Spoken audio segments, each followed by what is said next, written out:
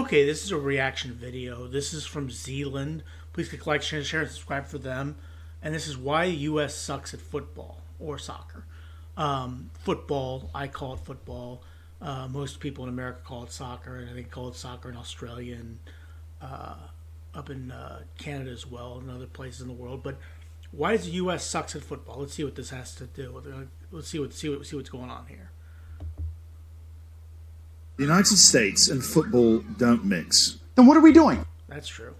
What's the point? Hey, I hate soccer. You do? Yeah. I can't stand soccer. I think that it's the least talented Well, BS. This is just stupid Americans who hate soccer or football talking. I mean, please. sport on earth. It doesn't care and does not understand the football culture shared by so much of the rest of the world. And if you've ever wanted to know why, then this video is the one to watch. Because by the end, you will understand football in America and how it has finally started to change. Yeah, it has started to change. There are a lot, those people who were talking early really don't speak for the majority of the people. I know a lot of NFL players, like NBA players, NHL players. They all like the sport, but yeah. Important part of that fact, though, is that I'm not English. I'm American, actually. I grew up in American football culture, or soccer as we call it. Through years of traveling around the world to make football videos, I have a unique perspective on how the football culture works inside the United States and how it contrasts to the one outside of it. You see, the American sporting infrastructure is constructed differently than basically any other country in the world. Those leagues we spend all the time watching are made up of franchises in closed league systems, and they operate as businesses. The vast majority of those franchises did not start as local sporting clubs or small local entities that eventually naturally expanded into large sporting brands. Yeah, that was the one thing that I didn't realize until I started paying attention to football or soccer, is how the leagues got started and everything like that. How my club got started, or with Arsenal, and everything like that. How we were in the southern part of London, then we moved to the north and ticked off the Tottenham fans. But yeah, I do understand.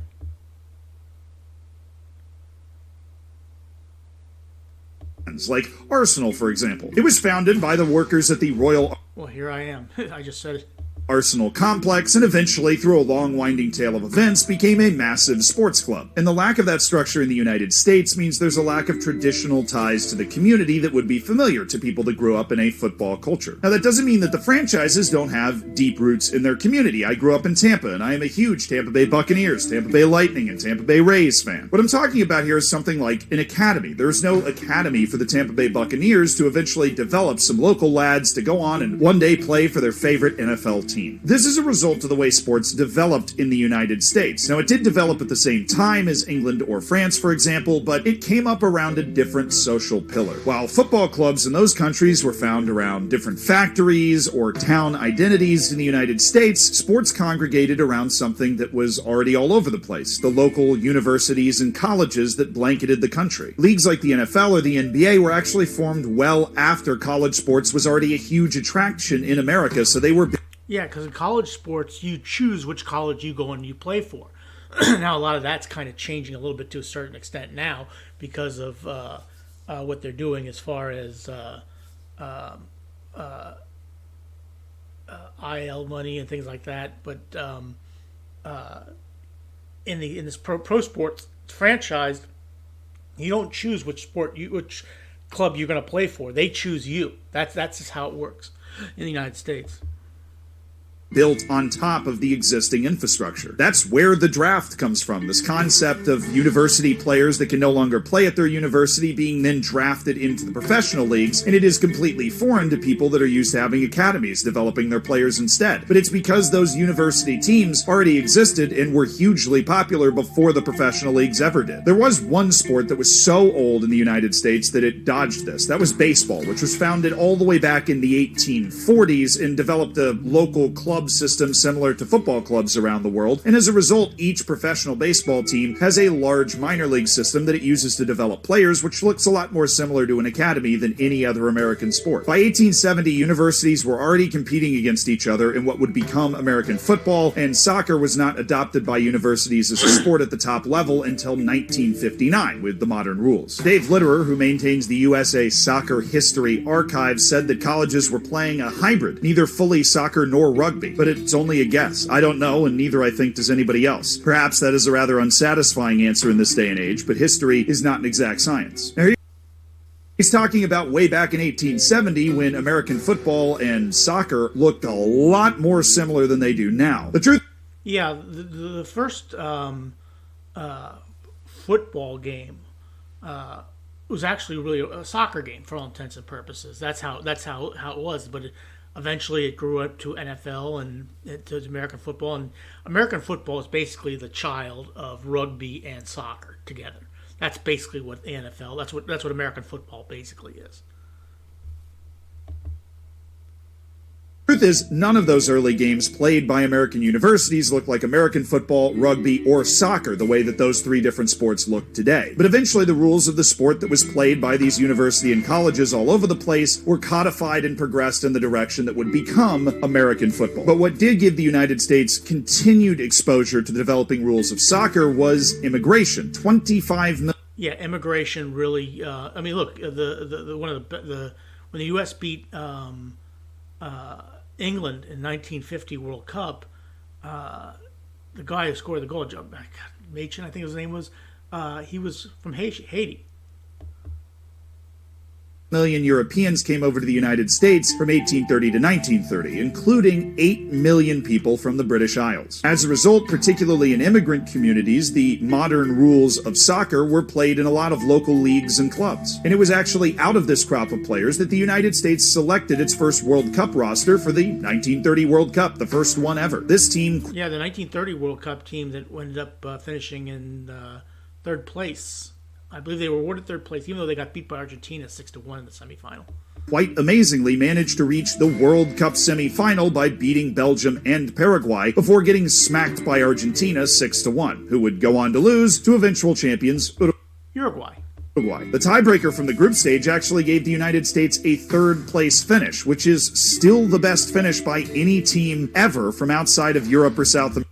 Yeah, I think there were 8 teams that played in the World Cup, 8 teams that were that played in that first World Cup. And the striker on that team, Bert Patenaude from Fall River, Massachusetts, actually made history. He scored the first ever World Cup hat trick against Paraguay. When the players returned back to the United States, there was no cohesive place for them to play. The size of the United States prevented a national league from developing, and the university preference for American football meant that these players could only practice at local clubs and various leagues that would pop up and then go away as soon as they seemed to appear. And as a result, after a triumphant performance at the 1930 World Cup, the United States would only play in 4 more World Cup matches until 1990.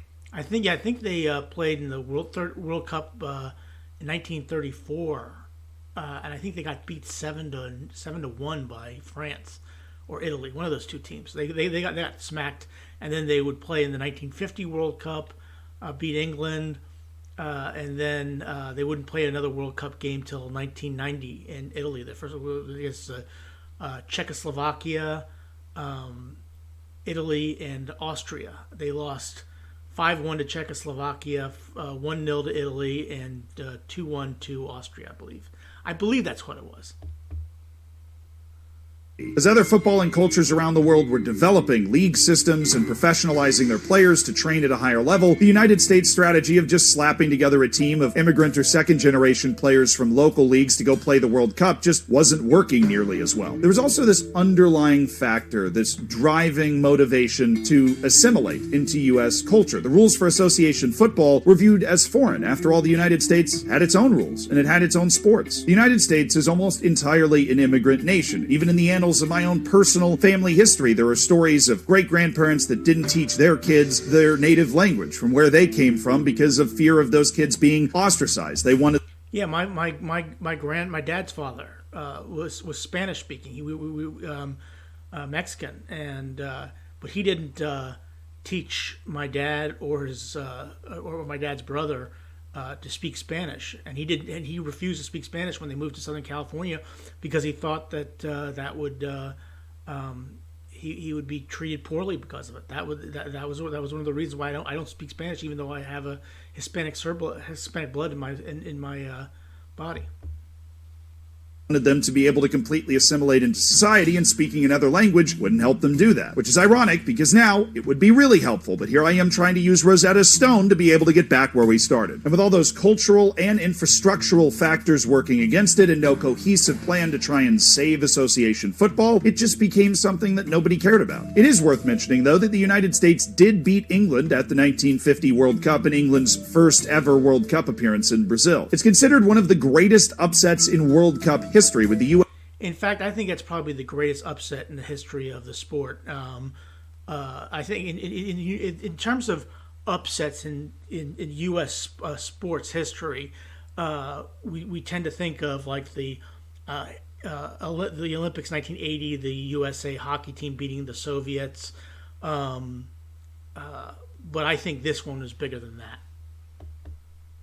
U.S. coach saying before the game that his team were sheep ready to be slaughtered, which is not a motivation tactic I'm familiar with. While England's team was obviously full of professional players, everybody on the U.S. team had jobs on the side and was still playing at those small clubs and local leagues. It is absolutely hilarious how unorganized it was compared to today. I mean, the U.S. captain was picked specifically for that game. It was some dude named Ed McIlvaney, who had been born in Scotland, and the reason they gave for picking him as the captain in that match was, well, he was British. The guy actually went on to play for Manchester United, by the way. They called him the Yank from the tail of the bank. And maybe, just maybe, with the idea of the internet and instant communication, this sort of miracle story would have spurned an interest in association football in the United States, the plucky underdogs upsetting favorites England. But it really didn't, it really didn't gather a whole lot of steam. It was like, I think the New York Times thought it was 10-0. I think, or maybe BBC thought it was 10-0.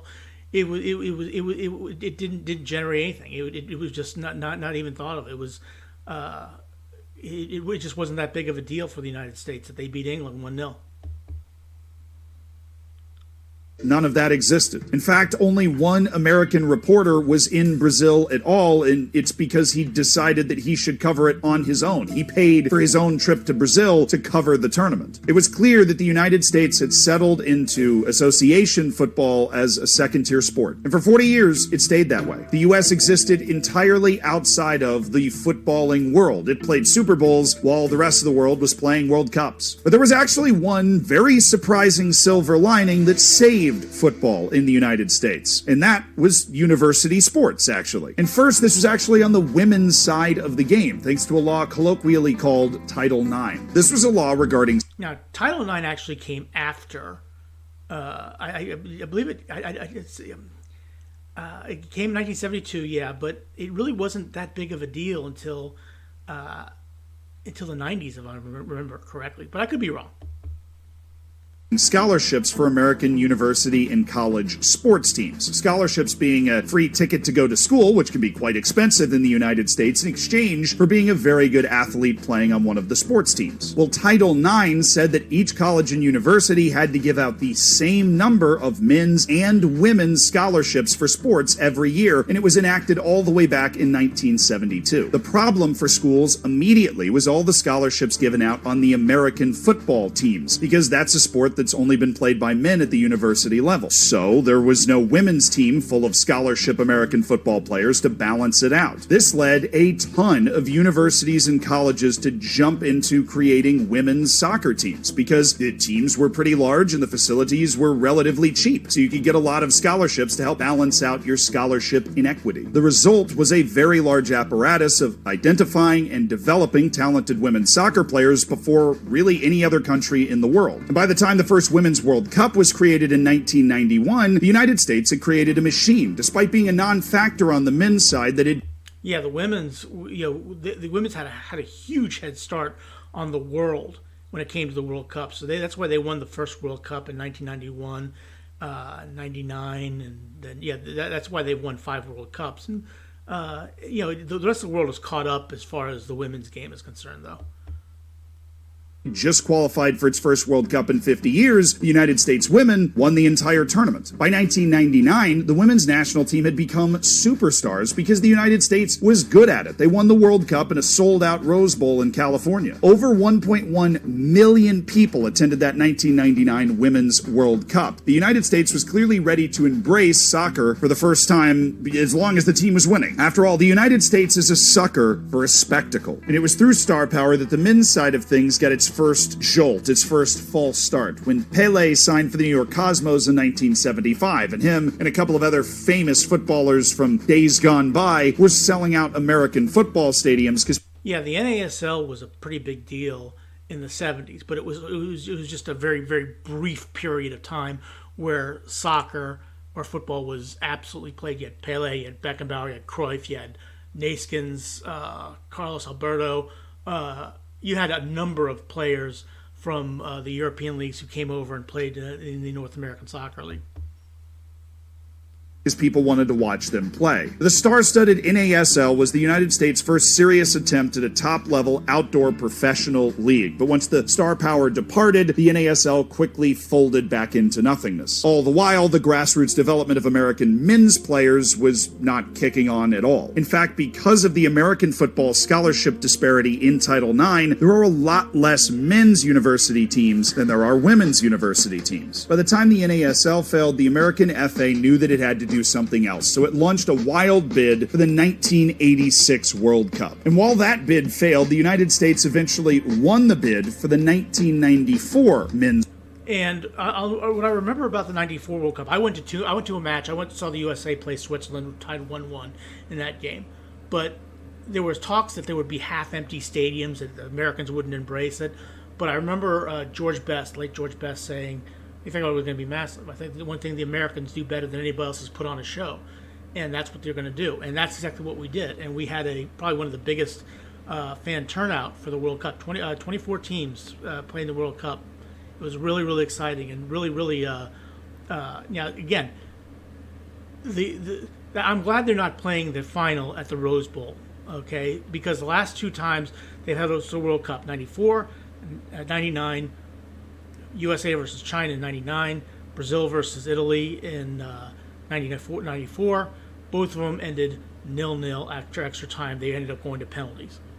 Not good. I don't like penalty kick shootouts. World Cup, despite having never qualified for a World Cup past 1950. And it was at that moment, once again, surprisingly, that university sports came to the aid of American football. Well, not American football, but like American Association football. I was bound to mess that up eventually. After all, after the NASL disappeared, there was no professional outdoor league. The high amateur level of university soccer on the men's side, as limited as it might be, was the highest level you could play outdoors in the country. The U.S. coach Bob Gansler picked a team of players fresh out of college to try and make it to the 1990 World Cup in preparation for 94, and those players were. In 1989, the shot heard around the world, as we call it here in the United States. Paul Caligiuri scores in the first half against Trinidad and Tobago. Trinidad and Tobago only needed a draw, but the United States beat them and qualified for the 1990 World Cup. Given small contracts by the American FA so they could train professionally in preparation. Gansler said of his team, many of them were second-generation immigrants, their parents and family lives different from an apple pie American ideal. They loved a sport that many around them reviled. That last bit we will come back to later, don't worry. But the qualification for 1990 was huge, because there were rumors that if the United States couldn't make a decent showing at the 1990 World Cup, that the 94 World Cup might actually be pulled. And it all came down to a final qualifying match at, get this, Trinidad and Tobago, which hadn't lost at home in 2 years at that point. The national stadium in Port of Spain was packed, and the United... In fact, the next day, I think the next day was supposed to be a work call for Trinidad and Tobago was supposed to be a day off from work, because a national holiday, because they felt they were going to qualify for the World Cup. States managed to deliver what was perhaps its most important win ever on the men's side. A stunning strike from Paul Caligiuri gave the Americans a 1-0 win. Putting it in to Caligiuri. Beats the first man. A left-footed shot! Paul Caligiuri has scored a goal, and the USA lead 1-0. The United States arrived at the 1990 World Cup, its first in 50 years, with a thud, a 5-1 loss against Czechoslovakia. And the next match was against the hosts, Italy. And that match was projected to get wildly out of hand. I mean, why wouldn't it? The United States was essentially a college all-star team with 1 or 2 professionals thrown in for spice and flair against a team that had Baresi, Maldini, Baggio. But in a gutsy performance, the United States only lost 1-0. It was a result so surprising that the host nation fans actually booed their star-studded team off the field. It was also a performance that opened doors for Americans in European leagues in a serious way for the first time, with 10 players from that team in 1990 going on to sign contracts to play professionally in Europe. That included John Harkes, John Harkes played for Sheffield Wednesday. Eric Winalda played in Germany. I think Tab Ramos went and played second division in Spain. first ever American to play in the Premier League, and recognizable names like Casey Keller. This produced a much more competitive team at the 1994 World Cup for the United States, where it pulled off a shocking upset of Colombia to actually make it to the knockout stages in its home World Cup. And that home World Cup coincided with the founding of MLS, which was the first sustainable professional outdoor league in the United States. It's still going on today. In 1994, although that wasn't clear immediately because MLS was a bit fledgling in its early years, but was able to build itself up by convincing owners to buy into the league instead of individual teams. But it also was designed to appeal to an American public that was used to franchises in closed leagues. They also had other things like no extra time. The clock would count down from 45 minutes, and if it ended in a draw, they had this shootout from the old NASL days. Entire video about MLS. I'll link you to it at the end of this video, but the point is eventually it developed into a very profitable league structure that could also produce and develop professional players in a way the United States has never been able to do before. But it's still not developing players the same way a club in a normal footballing culture would because of university sports. University men's soccer went from a help to get the national team off the ground to a hindrance, often forcing young players to choose between multi-year commitments to play at a university or just going pro out of high school at 17 or 18 years of age. Not to mention, and right now going pro after going pro and bypassing college is a way to go. That's what you need to do. The serious issues caused by a lack of football academies in the United States because MLS, which is a closed system, is only going to have 30 teams in it, which means everybody else has to pay for play in the youth systems that they want to participate in. It's not perfect, but it is what it is. It's how things are done in the United States. For example, the travel team I grew up playing in ended at U18 because after that everybody just got a job or went to college. There was no senior club attached to it that was playing in like the fourth tier of anything. That doesn't exist. But there was and still is a more significant cultural inertia for football to overcome in America. And this brings me back to that comment that the U.S. coach made when he was building his 1990 squad, talking about how the sport was reviled. Now, there are no facts here, no quantifiable way to discuss this, but the coach captured a long-held distaste that many Americans felt for soccer when he used the word reviled. Because of how sports and society developed in the United States, as we just talked about, soccer was a foreign sport. It was played by the other. It was un-American. And so the more American you become. I grew up in a time when, you play soccer. That's for girls. That's for, well, I won't say the words that I heard people say because it's kind of homophobic. But it was basically a sport that was really not thought of very highly in the United States. Not till recently that by past 10, 15 years has the sport actually been given a little bit of credit that it's actually a decent sport. Became, as an immigrant, the less you played it. And as a result, it became excluded from the American national ideal. When playing American football, for example, and let's say you weren't playing tough enough to the coach's liking, it wouldn't be out of place to hear the coach say something like, "Come on, this isn't soccer, stop flopping around." In the United States, we like to think of ourselves as very tough. And American football in particular embodies this. It's a brutally tough sport, and soccer was soft by comparison. This is hard to explain as an American, but we essentially have an inferiority and superiority complex at the same time. We lack the historical precedent and cultural development of many other countries around the world. We know we are rougher around the edges, and as a result, we treat the perceived refinement of these other cultures as a weakness. And that weakness was reflected in the less physical sport that they all played. Yeah, and we don't like this in the United States. That's why you don't see a lot of Americans doing this, taking dives or rolling around, pretending like they're hurt when they really aren't. We don't. That's frowned upon in the United States, and I wish it was frowned upon around the rest of the world too, because the diving and the flopping around is really doesn't do anything. It's all a bunch of BS in my opinion. Just play the game. Just get up and play. Soccer. And soccer is still now reviled by a portion of the American population. Not so much. Not so much. It really isn't reviled as much as he may think it is, but there are people that don't like it. But there are people who don't like soccer around the rest of the world too. Or, lack of a better word, not being a manly enough sport. But that perception is changing through my generation and the generation before me. First, it was Dempsey and Donovan, then the generation of Pulisic, Adams, and McKinney. We grew up watching the Premier League on TV on Saturday mornings, playing FIFA online with our friends, and learning about the world of football through a screen. And we want that here. Or, in the case of our new generation of players, we want to be part of it. A deep cultural understanding of the rules doesn't exist yet, but recognition of the sport has increased infinitely from that hard-scrabble group of trailblazers back in 1990. To watch the World Cup knockout match against the Netherlands in 2022, I had to wait outside a bar for 2 hours at 6 a.m. just to get inside and watch the game. The 2015 Women's World Cup final was watched by 27 million Americans. That's 10 million more Americans than English people that watched the English women's team win the European Championship in 2022. In a Washington Post poll after the 2022 World Cup, 8% of Americans said that soccer was their favorite sport, just a few percentage points behind baseball and basketball. And among Americans under 30, soccer had passed baseball in that same poll. So yes.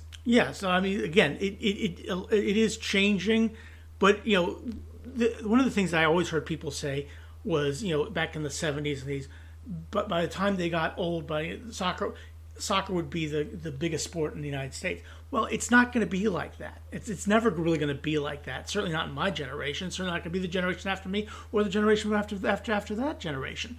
But it's going to grow. And to be fair, why should it? Why should it be the biggest sport in the United States? There's enough room for everybody, in my opinion. We sucked for a long time, but the reasons why are changing. And even though football in the United States will always look and feel different because of the way it was formed, American football, American Association football, will never be lost in the darkness again. Thank you to Isaiah, our research partner in this piece. And if you want to read or watch any of the sources we used for this entire video, they're all down in the description. If you want to watch that MLS video I was talking about, it's a beginner's guide to MLS. It's right there. And if you enjoyed this video, then please do subscribe. Then you can head over there, keep binge watching, blow off the rest of your day. Who needs a to-do list? There's videos to watch. Okay, that was from Zealand. Why the U.S. sucks at football. But, it really was more like a history of football in the United States. But for all intents and purposes, it was a interesting video. I'm glad you stuck around to watch it. Please click like, share, and subscribe for Zealand, like he asked. And please click like, share, and subscribe for me as well. But thanks for watching. Have a good rest of your day.